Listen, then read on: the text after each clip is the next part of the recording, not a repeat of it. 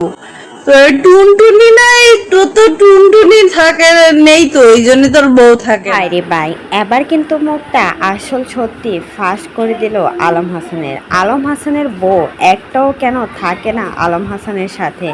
এবার তার সত্যিটা ফাঁস করলো মুক্তা। আলম হাসানের নাকি টুনটুনি নেই, সেজন্য নাকি তার একটা বউ তার সাথে সংসার করতে পারে না বেশি দিন।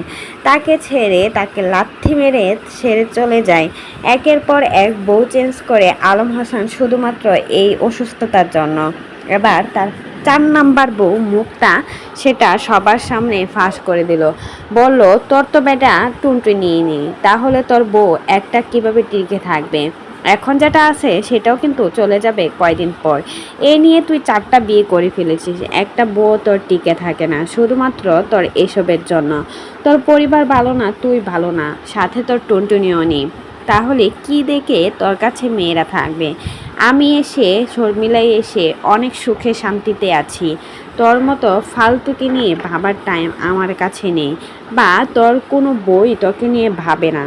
তা নাকি আলম হাসানকে ছেড়ে অনেক ভালোবাসে, অনেক সুখে শান্তিতে রয়েছে। আলম হাসানের প্রত্যেকটা বই তাকে ছেড়ে অনেক ভালো আছে, শুধু ভালো নেই আলম হাসান। কারণ কয়দিন পর পর বিয়ে করে, কিন্তু তার একটা বউ তার কাছে টিকে থাকে না। একটা বউ সংসার করতে পারে না ৬ মাস। শর্মিলা বেচারি, যে এত সুন্দর, এত ভালো একটা মেয়ে, ভদ্র একটা মেয়ে, যার সাথে সংসার করতে পারে না আলম হাসান, আর কোনো মেয়ের সাথে কখনো সংসার করতে পারবে না, কারণ সে সংসার করার যোগ্যতাই রাখে না।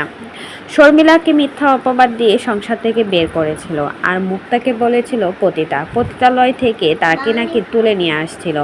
সেজন্যই নাকি পতিতালয়ের মেয়েরা কখনো ভালো হয় না, তার জন্যই নাকি মুক্তা তাকে ছেড়ে চলে গিয়েছে। আর এবার তো মুক্তা চলে গিয়ে আসল সত্যি ফাঁস করে দিল, আলম হাসানের নাকি ওইটাই নেই যেটা সবার থাকে। এজন্যই নাকি তার কোনো বই তার কাছে বেশি দিন টিকে থাকে না। এখন বিয়ে করেছে ৫ নাম্বার, কয়দিন পর শোনা যাবে ৫ নাম্বার বউ তাকে লাথি মেরে চলে গিয়েছে। তো এই বিষয়ে যদি কোনো মতামত থাকে সেটা কিন্তু অবশ্যই আমাদের কমেন্ট বক্সে জানাতে ভুলবেন না।